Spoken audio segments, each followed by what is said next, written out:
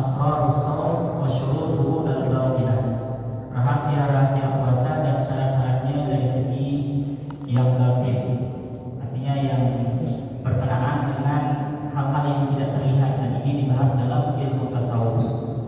Dan beliau mengatakan di awal bahwa ada enam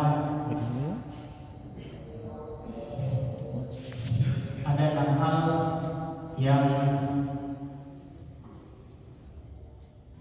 yang pertama beliau membagi bahwa kelas-kelas puasa itu ada tiga. Yang pertama adalah saum atau puasanya orang-orang awam, kemudian yang kedua adalah puasanya orang-orang khawas, kemudian yang ketiga adalah puasanya khawas. Nah, beliau mengatakan bahwa puasa yang kita jalani yaitu menahan perut dari lapar, menahan syahwat dari melampiaskan kebutuhan seksual. Nah, itu adalah puasanya orang-orang umum, dan itulah yang biasa kita lakukan sekarang. Adapun tingkatan yang paling tinggi yaitu puasa khawas, itu adalah derajat para nabi, derajat orang-orang siddiqin yang mungkin akan sangat sulit untuk kita gapai. Oleh karena itu kita akan berusaha diajak oleh Imam Al-Ghazali untuk naik tingkat dari puasa awam ke puasa khusus. Dan puasa khusus ini ada 6 hal yang harus dilakukan. Yang pertama adalah qadul basar, yaitu puasa dari pandangan,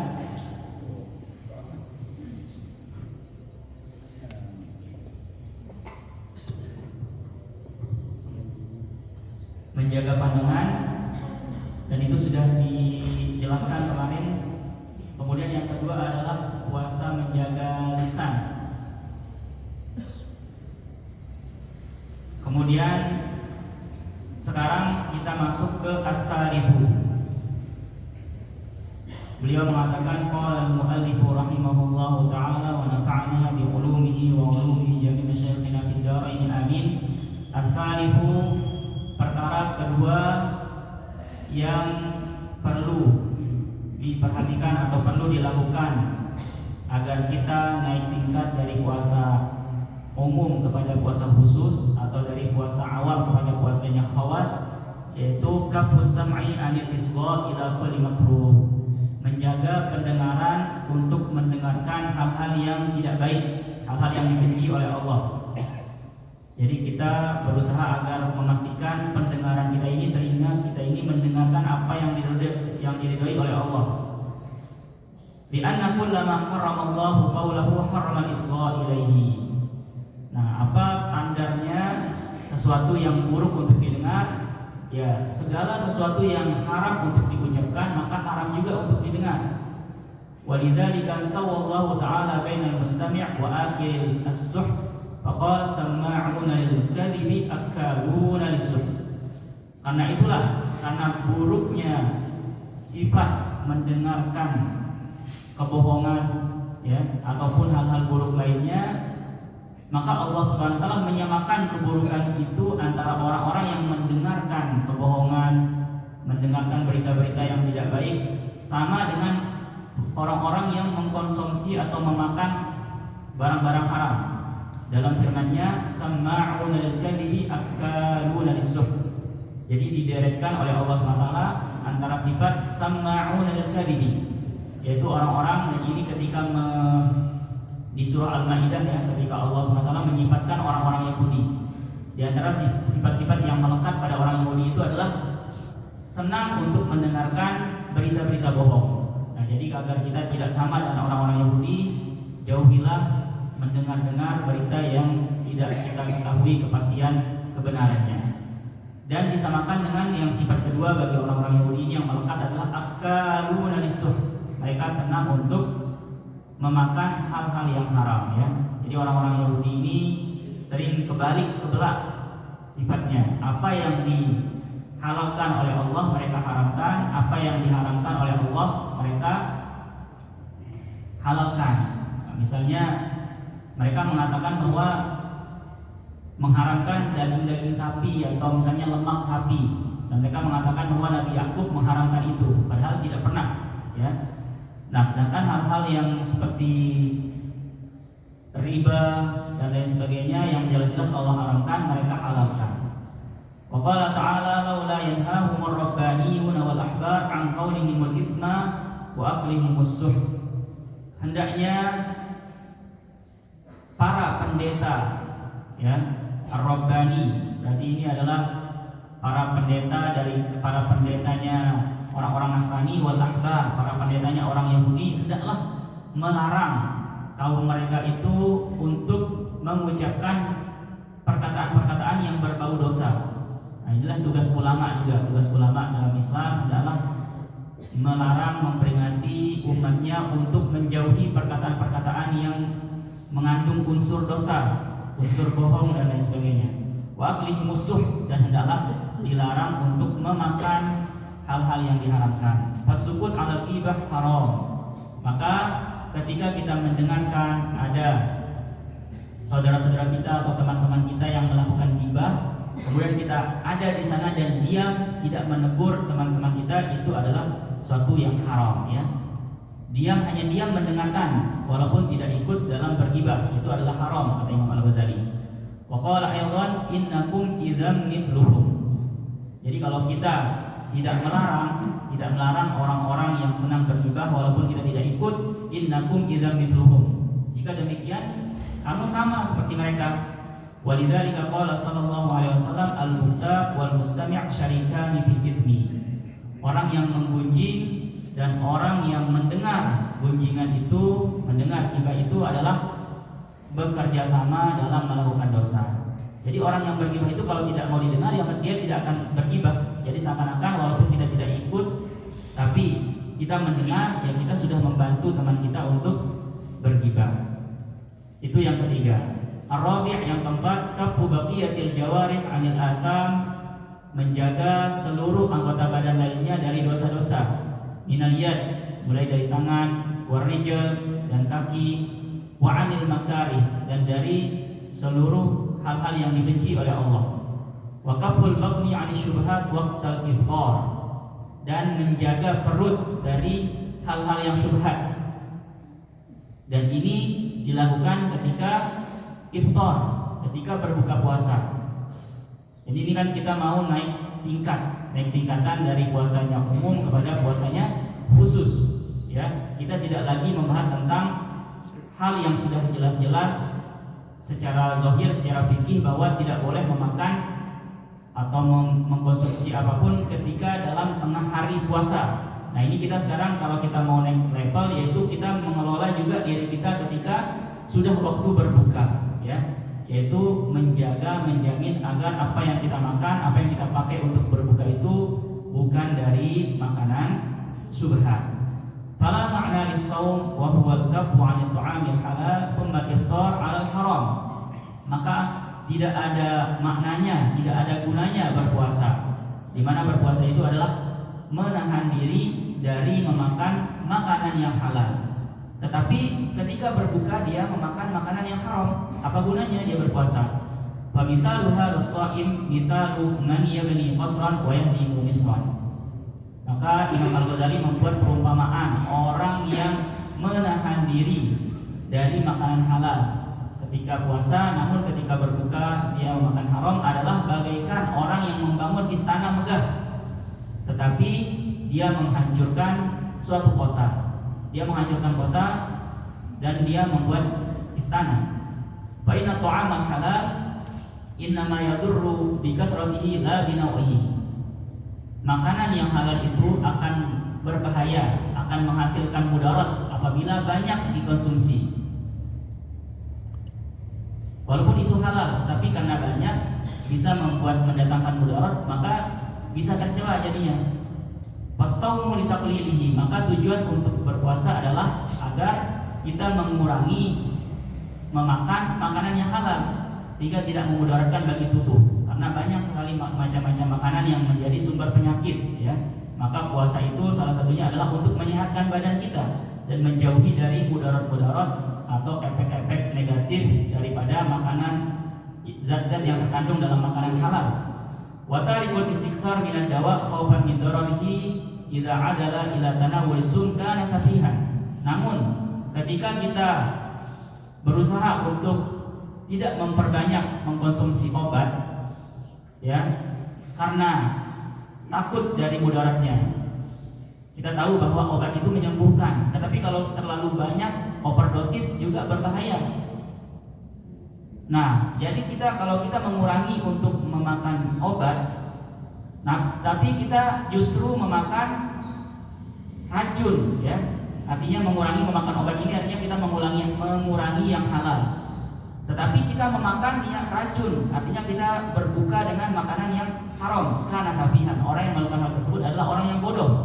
Wal haram summun yahlikuddin. Dan setiap makanan yang haram ataupun minuman yang haram itu adalah racun yang bisa menghancurkan agama kita.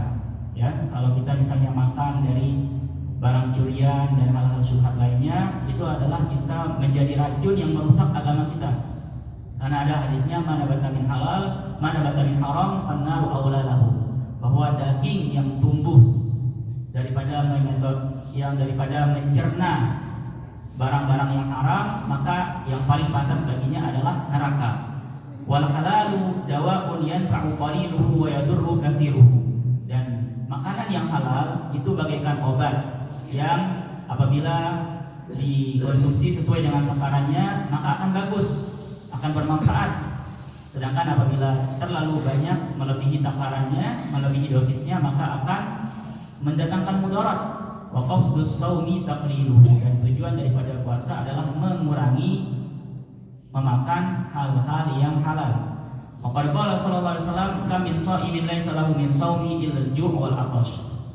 Imam Al-Ghazali mencoba mendatangkan penjelasan atau penafsiran terkait sabda Rasulullah SAW yang berbunyi, betapa banyak orang yang berpuasa tetapi tidak ada yang dia dapatkan dari puasanya itu, tidak mendapatkan pahala, tidak mendapatkan manfaat apapun kecuali dia hanya menahan lapar dan haus. Siapa maksudnya yang termasuk golongan ini? Yaitu walladzi yuftiru 'alal haram, yaitu orang-orang yang berpuasa di tengah hari menahan lapar, menahan haus, tetapi ketika dia berbuka dia memakan hal yang haram.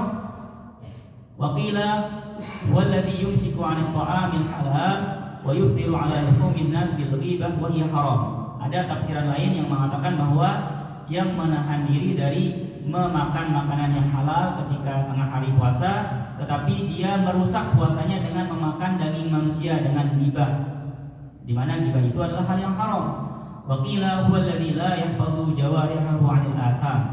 Dan dikatakan bahwa yang dimaksud dengan orang-orang yang berpuasa dan tidak mendapatkan dari puasanya manfaat kecuali haus dan lapar, yaitu orang-orang yang tidak memelihara, menjaga anggota tubuhnya dari berbuat dosa.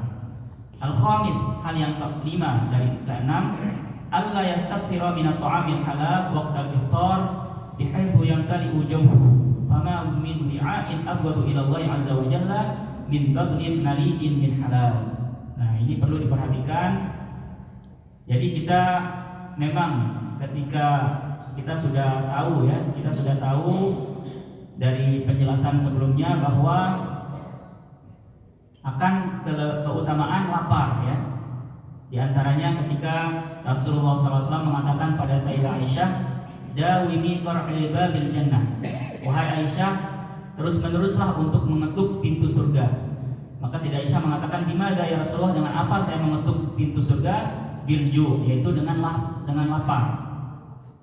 Nah, itulah yang kita lakukan ketika berpuasa. Tapi di sini dikatakan bahwa apa gunanya kalau kita sudah lapar ketika berpuasa, tapi ketika berbuka kita ngamuk lagi makannya, ya. Maka di sini dikatakan adab yang kelima agar kita sampai di level puasa orang-orang khawas adalah jangan terlalu banyak memakan walaupun itu adalah makanan halal ketika berbuka, sampai-sampai akan memenuhi perut kita, ya. Fama min bi'a'in abghadu ila Allah 'azza wa jalla, tidaklah ada suatu wadah yang paling dibenci oleh Allah SWT untuk dipenuhi daripada perut yang dipenuhi walaupun dengan halal.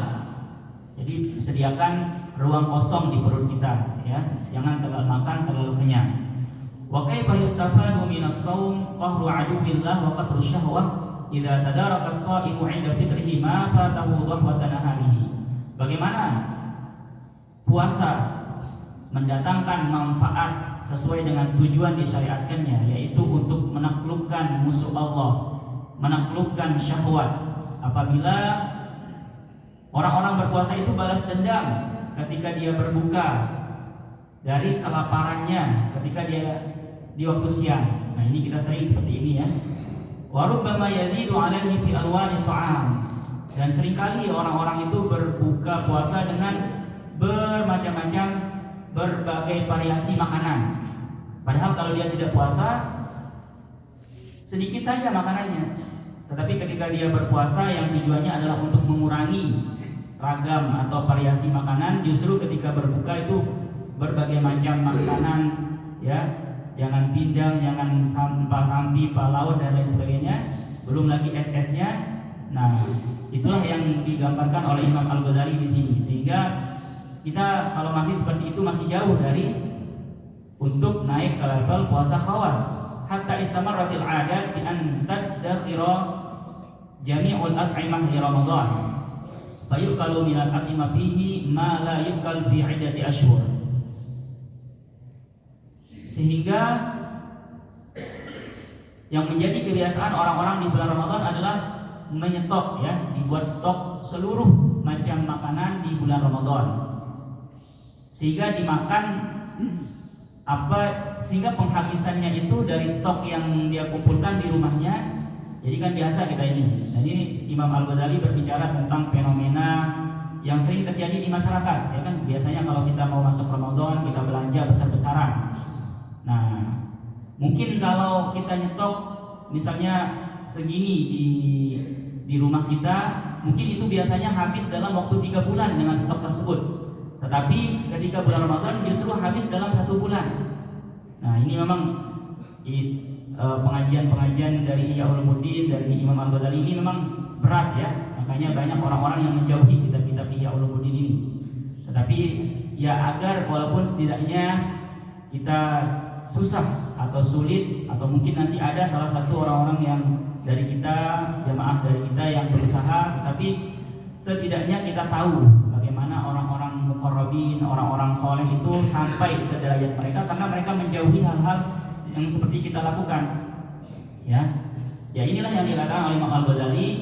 Di dalam 1 bulan Ramadan itu kita banyak orang-orang yang habis stok yang biasanya kita habis stoknya itu harusnya dihabiskan dalam waktu berbulan-bulan. Wa ma'lum anna maqsudas shaum al-khawa wa qasrul hawa. Padahal diketahui bahwa maksud daripada berpuasa itu adalah mencoba untuk sedikit mengurangi porsi di dalam rongga tubuh kita dan menaklukkan hawa nafsu. Ditaqwa nafsu ala taqwa. Sehingga dengan dikurangi terlalu dimanjakan hawa nafsu kita, apapun yang diinginkan diberikan, dengan demikian ya kalau sudah berusaha dikendalikan atau dikontrol hawa nafsu kita, itu akan lebih kuat dia untuk menjunjung tinggi ketakwaan. Wa idza dafa'atil ma'idatu dhahwatan nahar ila al-'asha hatta hajat syahwatuha wa qawiyat rabbatuha thumma at'amat min al-ladzat wa ashba'at zadat lazzatuha wa dha'afat quwwatuha. Nah, sedangkan apabila sekarang kita sudah mencoba untuk memaksakan di siang hari sampai isya, sampai maghrib, agar nafsu kita ini tidak dipenuhi keinginannya, tetapi justru setelah isya, setelah tarawih, kita puaskan lagi dengan segala kelezatan, kita buat dia kenyang sekenyang-kenyangnya. Justru hawa nafsu itu akan semakin liar ya, dan semakin kuat kekuatannya. Wan ba'atha minasyahawat ma'asahu kana raqidan law tarakat ala 'adatiha. Faruhus shaum wa sirruhu tad'iful huwa allati hiya wasailu syaitan fil qawli ila syurur. Maka ruh daripada puasa dan rahasianya itu adalah mencoba untuk melemahkan kekuatan-kekuatan yang menjadi perantara syaitan dalam menuntun kita kepada keburukan-keburukan. Walan yahsul dzalika illa bitaqlil, dan itu tidak akan terjadi kecuali dengan mengurangi memakan makanan, porsi makanan kita. Wa huwa berarti intinya sekarang adalah kita sudah sekarang mengurangi makan kita di siang hari. Seharusnya di malam juga kita berusaha untuk mengurangi, ya, sekedar hanya untuk yuqi musul, yaitu sekedar untuk memberikan kekuatan agar kita kuat sembahyang, agar kita punya energi untuk bergerak, ya. Itu yang diinginkan oleh Imam Al-Ghazali dan melalui pengajaran-pengajaran kitab tasawuf. Wa huwa an ya'kula aqlatahu allati kana ya'kuluha kulla lailatin law lam yasum, yaitu kita makan seperti makan porsi makanan kita seperti biasa di luar bulan puasa ketika kita tidak berpuasa. Itulah tetap porsi makan kita, ya. Itu yang standar atau ketentuan batas kadar yang ditentukan oleh Imam Al-Ghazali. Ya, jadi kalau kita sekarang tadi bertanya, jadi apa sih kadarnya kalau misalnya dikatakan bahwa makan makanan halal itu tidak boleh berlebih-lebihan. Ya, jadi dikatakan oleh Imam Al-Ghazali, makan sesuai dengan porsi makan kita di luar bulan puasa.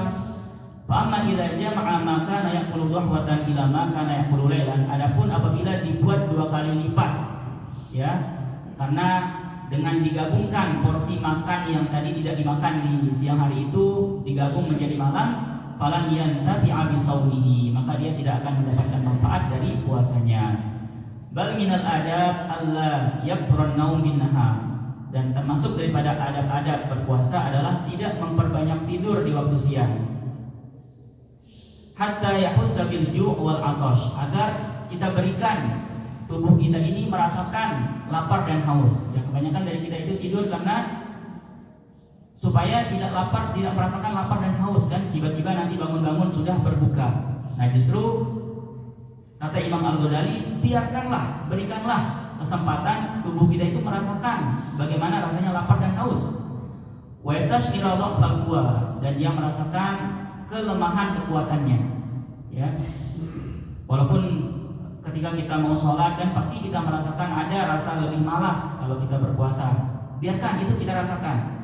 Fayasbu'a inda dzalika qalbuhu, justru ketika kita merasakan lapar, merasakan haus, merasakan lesu, justru ketika saat itulah hati kita itu akan menjadi jernih, menjadi lebih bersih. Wa yastadima fi lailihi qadran min ad-dha'fi hatta yakhifu 'alaihi tahajjuduhu wa awraduhu. Dan sisakan juga rasa lemah itu untuk masih kita rasakan di malam harinya, sehingga dengan ketika ringan tubuh kita karena kekurangan makanan tadi, akan lebih ringan rasanya untuk kita mendirikan tahajud, untuk menjalankan wirid-wirid kita. Nah, jadi setiap ulama, orang-orang saleh itu masing-masing punya wirid yang rutin dilakukan setiap hari. Misalnya dia sudah punya wirid, menetapkan wirid, misalnya membaca Al-Quran 1 juz setiap hari, ya, maka tidak pernah putus, istiqomah dilakukan. Dia tidak akan tidur sebelum selesai menyelesaikan wiridnya itu. Dia punya wirid untuk membaca tahlil 100 kali, sholawat 100 kali, istighfar 100 kali, ya, masing-masing punya kadarnya. Ada yang nanti kalau sudah naik tingkatan lagi, misalnya masing-masing itu tadi tahlil 1000 kali, sholawat 1000 kali. Ya, bagi orang-orang yang sudah biasa itu akan ringan, ya, karena sudah membiasakan mulai dari wirid-wirid yang ringan, lama-kelamaan ditingkatkan lagi, lama-lama kelamaan ditingkatkan lagi. Apalagi orang-orang yang punya guru tarbiyah, ya. Nah, biasanya orang-orang yang punya guru tarbiyah, orang mursyid, nah biasanya kita sebagai murid itu bertanya, apa kira-kira wirid yang cocok dengan saya? Nah, seringkali wirid pada satu murid dengan murid lainnya itu berbeda-beda diberikan oleh mursyid. Nah, karena mursyid ini biasanya orang-orang yang soleh, orang-orang yang sudah punya penilaian dikasyaf oleh Allah SWT, apa wirid yang cocok untuk muridnya ini. Nah, itulah biasanya pada awal mulanya, coba amalkan ini, misalnya amalkan doa ini sekian puluh kali, nanti sebulan lagi coba datang ke saya. Kalau kamu sudah rutin mengamalkannya, nah biasanya nanti murid itu akan datang sebulan lagi melaporkan, alhamdulillah sudah rutin saya amalkan. Atau kalau misalnya mengatakan putus-putus saya amalkan, ya, putus-putus saya amalkan, kadang-kadang saya amalkan, kadang-kadang tidak. Nah, biasanya mursyidnya hanya akan mengatakan, oh coba teruskan, lanjutkan, lebih istiqomah lagi. Tapi kalau dia sudah melaporkan bahwa dia itu rutin, baru ditambahkan lagi, ya, jumlahnya, atau ditambah lagi doa-doanya. Nah, itu yang dimaksud dengan kenapa kita itu seringkali merasa berat untuk menjalankan wirid kita, ya karena salah satu faktornya adalah kita itu terlalu kenyang. Nah, kalau kita ingin agar ringan kita sholat tahajud, ringan kita menjalankan wirid, kurangilah makan agar ringan rasanya. Fa'asa syaitan alla yahum ala qalbihi. Karena dengan kurangnya, dengan rasa lesu yang ada dalam tubuh kita karena kurang makan tadi itu, setan itu akan lebih sulit untuk merasuk ke dalam hati kita. Fayanzur ila malakutis sama. Sehingga apabila tidak ada setan yang menutupi, yang menghijab hati kita, maka hati seseorang itu akan melihat malakutis sama, ya, kerajaan Allah SWT yang ada di langit. Nah, ini berat pengajiannya. Wa lailatul qadri ibaratun 'anil lailatil lati yankashifu fiha syai'un minal malakut. Dan makna daripada Lailatul Qadar menurut Imam Al-Ghazali adalah manakala seseorang hamba diberikan pengalaman spiritual istilahnya oleh Allah SWT untuk inkisyaf, untuk mengkasyaf, dibukakan tabir untuk melihat malakut kerajaan Allah SWT yang ada di langit, ya. Nah, mungkin kalau kita ini masih jauh dari tingkatan ini, ya. Dan itu dilakukan apabila hal-hal yang tadi itu sudah diperhatikan, sudah ditegakkan, yaitu ghadul basar, menahan pandangan, wadus sama', menahan apa tadi? Pendengaran, kemudian kaful lisan, kemudian kafu baqiyatil jawarih minal atham, menjaga seluruh tubuh daripada dosa-dosa, kemudian mengurangi makanan agar tujuan daripada puasa ini kita memberikan kesempatan untuk tubuh kita ini merasakan bagaimana rasanya lapar, haus, dan lesu. Dan karena itulah Allah SWT biasanya memberikan pada orang-orang yang sudah mengamalkan ini pengalaman Lailatul Qadar, yaitu dikasyaf oleh Allah SWT untuk melihat al-malakut. Wa huwal murad biqaulihi inna anzalnahu fi lailatul qadar. Wa man ja'ala baina qalbihi wa baina sadrihi mikhlatun minat ta'am. Barang siapa yang menjadikan antara hatinya dengan dadanya penghalang dengan makanan, bahwa anhu mahjub, maka ditutup daripada melihat malakut Allah Subhanahu wa taala. Wa man akhla ma'idatahu, barang siapa yang mengosongkan ma'idah, yaitu ususnya atau lambungnya, fala yakfihi dzalika li raf'il hijab ma lam yakhli himmatuhu an ghairillahi azza wajalla. Apakah sudah cukup dengan melaparkan diri kita, mengosongkan lambung kita? Kata Imam Al-Ghazali, agar kita bisa melihat malakut itu saja tidak cukup. Untuk diangkat hijab penghalang daripada melihat itu tidak cukup selama dia itu tidak mengosongkan himmahnya, perhatiannya, pusat pemikirannya dari selain Allah Azza wa Jalla. Jadi bagaimana agar kita sampai ke pengalaman Lailatul Qadar dengan disingkapkan al-malakut dan diangkat hijab atau tabir yang menutupi. Berarti syaratnya adalah pertama mengosongkan lambung kita, kemudian yang kedua adalah mengosongkan himmah pikiran kita dari selain Allah Azza wa Jalla. Wa dzalika huwal amru kulluhu. Jadi kalau sudah kedua-duanya ini terpenuhi, itulah syarat-syarat keseluruhan agar kita mencapai Lailatul Qadar dengan melihat al-malakut. Wa mabda'u jami'i dzalika taqlilut ta'am. Dan yang menjadi awal dari semua itu adalah mengurangi makanan. Wa sayati lahu mazidu bayanin fi kitabil at'imah insyaallah azza wa jalla. Nah, terkait penjelasan lebih lanjut tentang makanan-makanan yang perlu dijauhi, itu nanti akan ada bab khususnya kata Imam Al-Ghazali dalam bab al-at'imah. As-sadis, bab yang ke-6.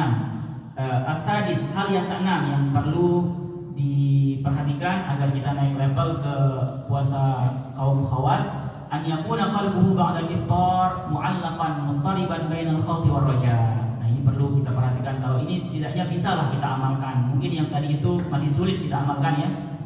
Walaupun bisa sebenarnya sedikit-sedikit. Kita coba mulai dari nanti setelah berbuka itu kita kurangi makan. Kemudian yang ke-6 ini sekarang berkaitan dengan hati. Jadi kita usahakan setelah berbuka itu kita buat hati kita ini ada rasa takut, rasa was-was atau rasa dia itu antara rasa khauf dan roja, ya. Antara artinya takut puasanya itu tidak diterima. Coba kita berpikir, ya Allah, diterima tidak puasa saya saat ini. Tetapi jangan terlalu takut. Harus kita berikan bagian roja, yaitu bagian pengharapan. Ya, artinya di satu sisi kita berpikir bahwa kita takut, kita tidak terlalu optimis, kita tidak terlalu percaya diri puasa kita itu diterima. Tapi di satu sisi kita ada pengharapan bahwa Allah itu Maha Pemurah, Allah SWT itu Maha Rahim, Maha Rahman.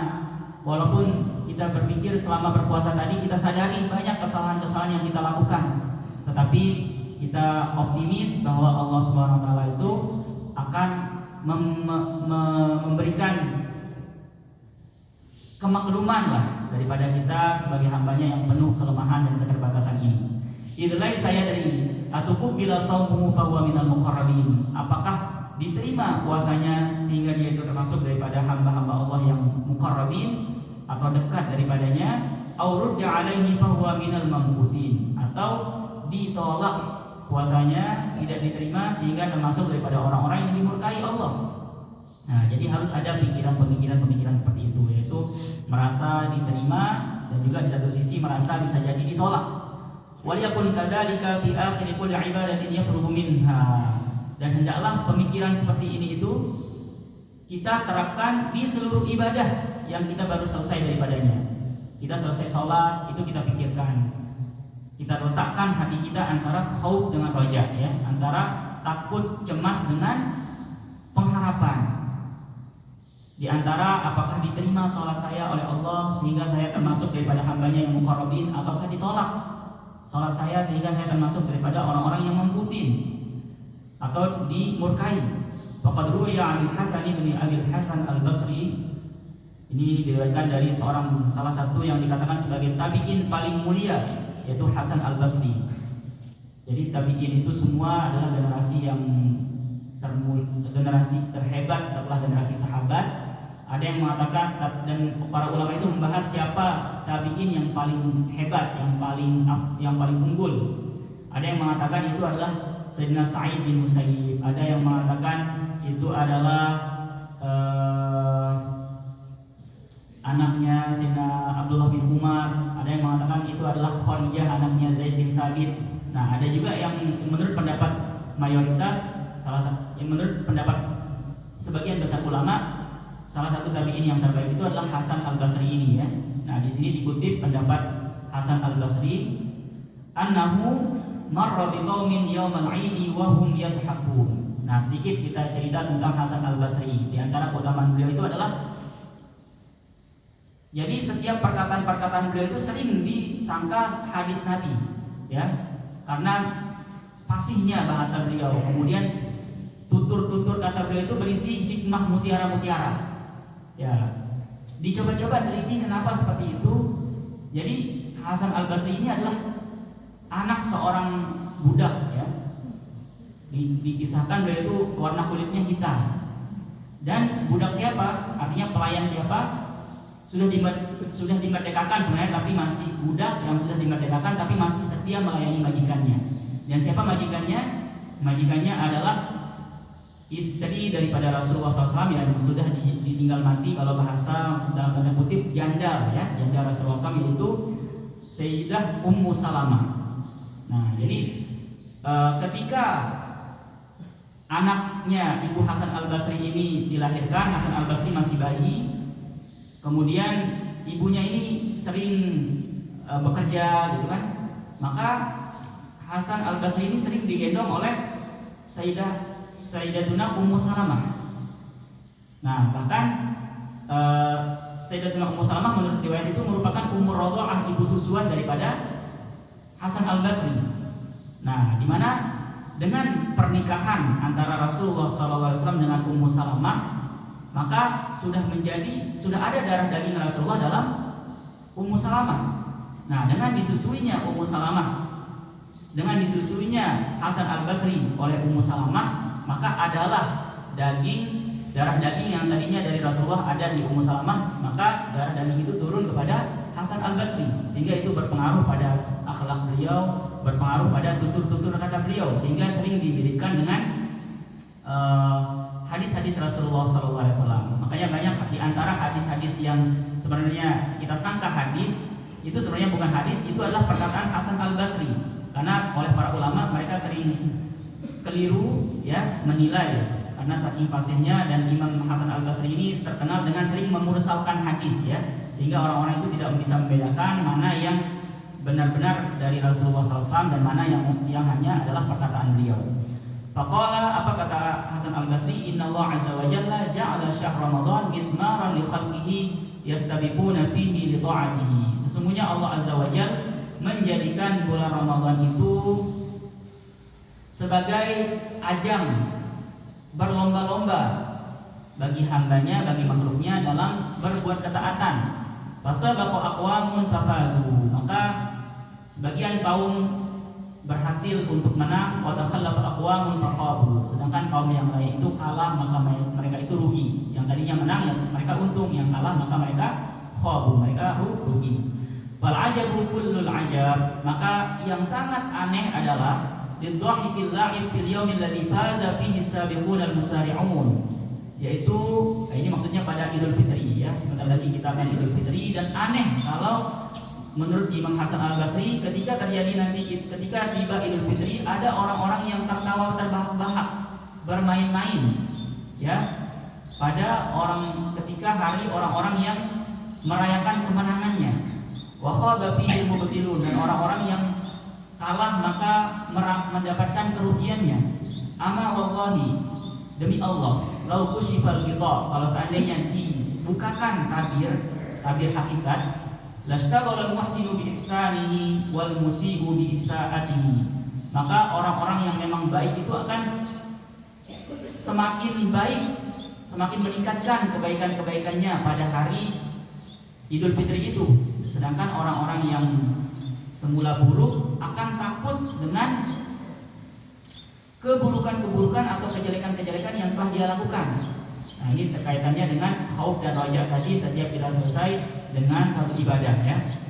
Ai kana sururul maqbul yusqiluhu 'anil la'bi, yaitu kebahagiaan orang-orang yang diketahui karena dibukakan tabir oleh Allah SWT bahwa ibadah puasanya itu diterima oleh Allah, dia tahu seperti itu, maka kebahagiaannya itu akan menjauhkan dirinya daripada bermain-main, daripada tertawa-tertawa, sehingga dia menyibukkan dirinya dengan semakin banyak sebagai syukuran daripada dirinya, misalnya semakin banyak bersujud, semakin banyak bersedekah. Wa hasratul mardud tasuddu alaihi babad dhahki, sedangkan apabila orang-orang yang dibukakan tabir bahwa puasanya itu tidak diterima, maka dia itu akan bersedih, sehingga tidak akan sempat atau tidak mood bahasa kita itu untuk tertawa, tertutup pintu untuk tertawa. Wa 'anil Ahnaf bin Qais annahu qila lahu, dari seorang ulama bernama Ahnaf bin Qais ditanya atau dikatakan kepada beliau, innaka syekhun kabir, wahai Ahnaf, engkau adalah seorang yang sudah tua usianya. Wa inna siyam yud'ifuka, dan puasa itu akan melemahkanmu. Artinya kamu sudah tua, tidak usah berpuasa, kamu sudah punya uzur. Faqala, maka apa jawaban Ahnaf bin Qais? Inni u'idduhu li syarrin tawil, aku mempersiapkan puasa ini untuk sebuah keburukan yang panjang nantinya.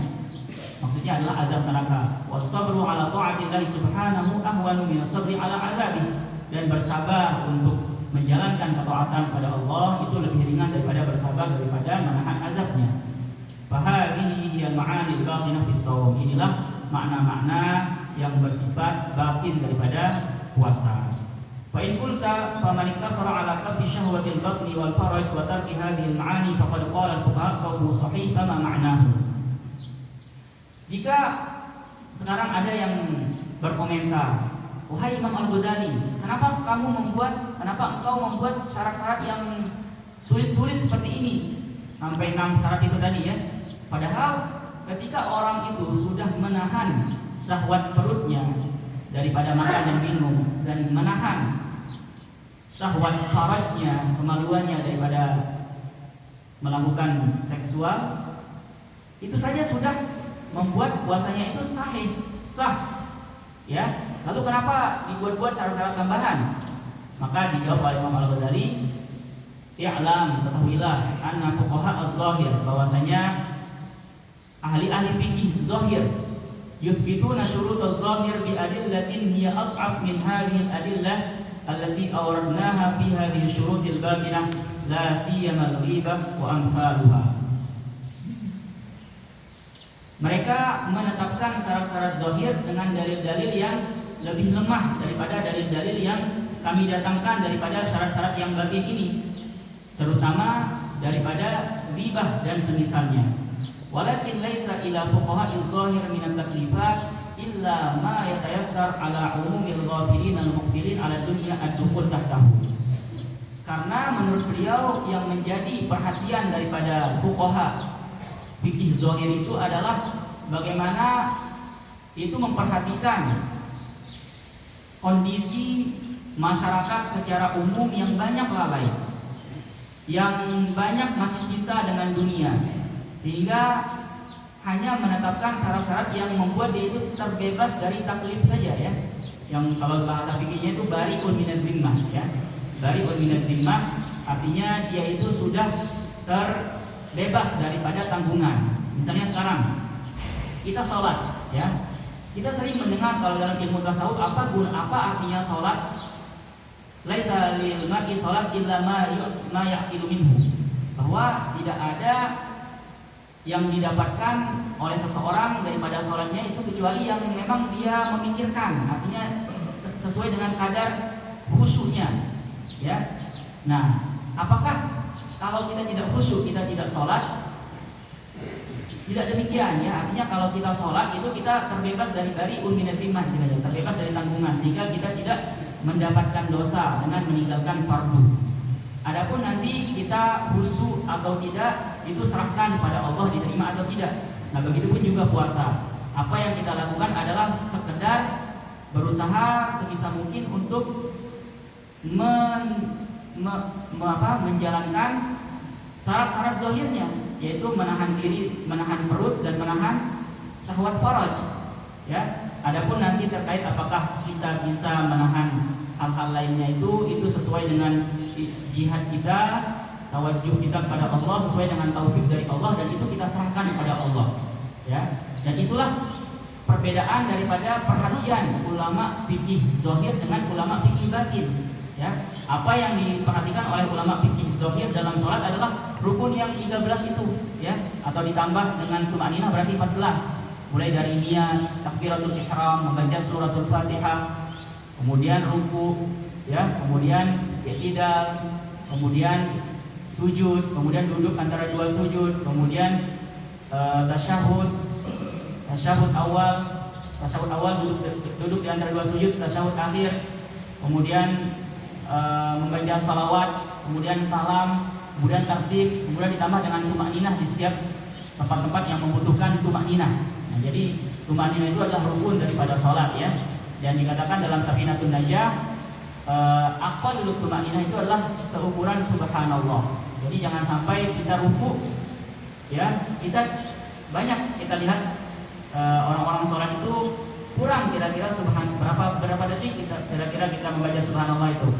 Subhanallah mungkin kira-kira 5 detik, ya, aman-amannya 10 detik lah. Jadi setidaknya ketika kita ruku paling kurang itu ada 10 detik, jangan kurang daripada itu.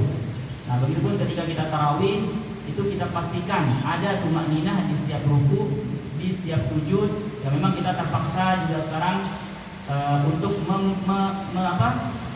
mengikuti selera masyarakat, ya. Mengikuti selera masyarakat. Kalau kita terlalu lama atau kita samakan dengan sholat-sholat fardu biasa, bisa jadi kabur nanti jamaah dari masjid, dan itu mendatangkan mudarat juga. Maka setidaknya paling tidak ada tumaninah, ya. Ada tumaninah, dan itu adalah sesuai dengan rukun.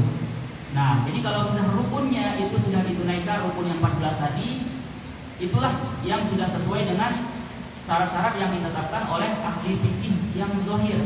Nah, adapun nanti tentang bagaimana khusyuk, bagaimana terkait amalan-amalan lain, ya, bacaan-bacaan lain dalam ruku, dalam sujud, dan bacaan-bacaan lainnya, dan bagaimana adab-adab lainnya, itulah yang dibahas oleh ulama-ulama batin, ulama-ulama fikih batin, yaitu ulama-ulama tasawuf, yang agar pahalanya itu benar-benar sempurna diterima oleh Allah SWT. Begitu juga halnya dalam puasa, ya. Fa'amma ulama al-akhirah, adapun ulama-ulama akhirah, fa yu'minuna bis-sihhati al-qabul, maka yang dimaksudkan dengan sahnya puasa itu adalah diterima oleh Allah Subhanahu wa taala. Wabil qabul. Nah, jadi perbedaan antara ulama fikih zahir dengan ulama fikih batin. Ulama fikih zahir itu memaksudkan sah itu adalah bari'un minadz dzimmah. Artinya orang itu terbebas dari tanggungan. Kalau dia tidak berpuasa, berarti dia dapat dosa. Ya. Artinya dia misalnya makan di siang hari, berarti dia dapat dosa. Nah, sekarang ulama fikih batin, kalau dia tidak mematuhi syarat-syarat batin seperti tadi godul basor, ya, walaupun dia itu sudah menahan lapar dan menahan hasrat seksualnya, nah itu dia tidak mendapatkan pahala, ya, karena yang mereka maksud daripada sah itu adalah al-qabul, diterimanya ibadah oleh Allah Subhanahu wa taala. Yang dimaksudkan dengan al-qabul itu adalah al-wusul ilal maksud, yaitu sampainya kepada maksud. Wa yafhamun anna al-maqsud min as-shaum at-takhalluq bi khalqin min akhlaqillahi azza wa jalla. Dan yang dimaksudkan dengan al-wusul ilal maksud, yaitu sampainya kepada maksud menurut ulama akhirat adalah yaitu berhasilnya kita untuk berakhlak dengan akhlak, salah satu akhlak daripada akhlak Allah azza wa jalla, yaitu as-samadiyah, ya. Apa makna daripada as-samadiyah yang kita baca di surah Al-Ikhlas? Qul huwallahu ahad, Allahus samad, lam yalid wa lam yulad wa lam yakul lahu kufuwan ahad. Jadi banyak tafsiran daripada as-samad, ya.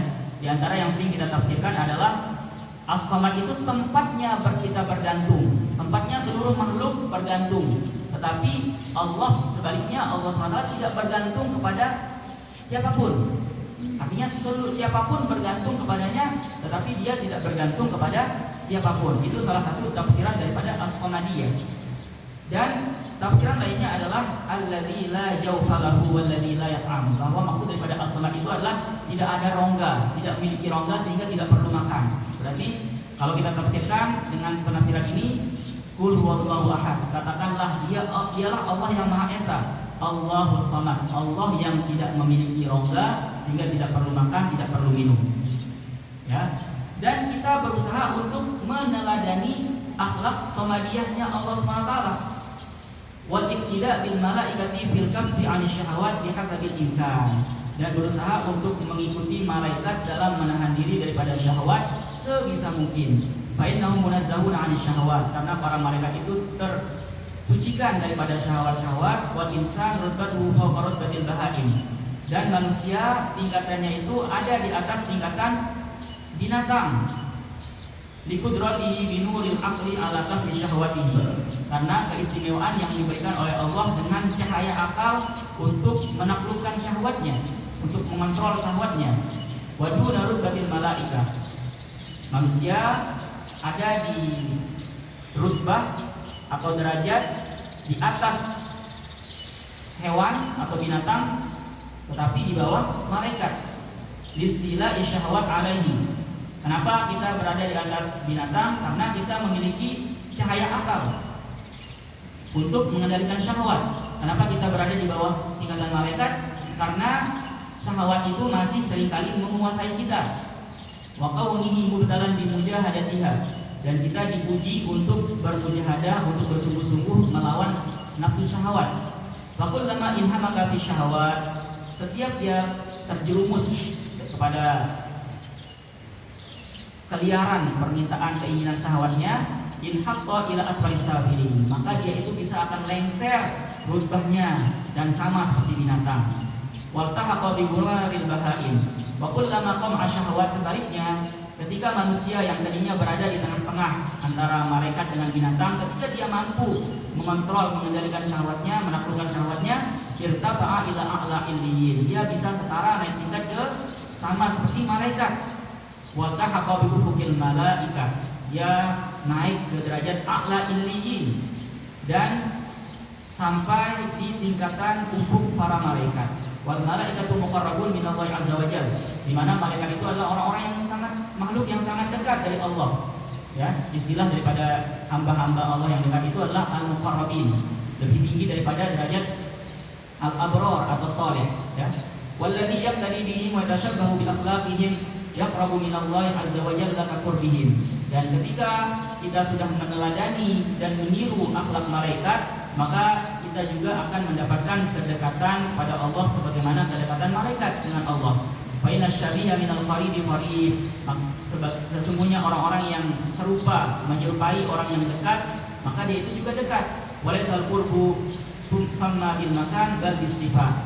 Dan standar kedekatan kita dengan Allah itu bukan dari segi tempat, ya.